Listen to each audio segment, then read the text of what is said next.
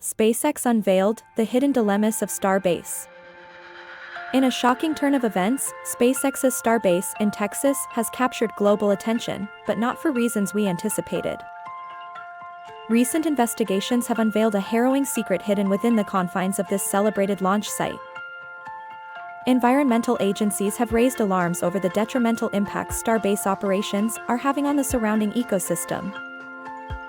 The extensive use of heavy machinery and rocket tests have led to significant habitat destruction, affecting local wildlife populations.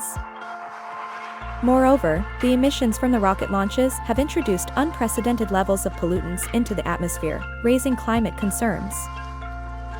Scientists are now urging SpaceX to adopt more sustainable practices, fearing long-term damage to Earth's biodiversity and climate. As SpaceX navigates these challenges, the world watches, hoping for a solution that harmonizes space exploration with environmental preservation.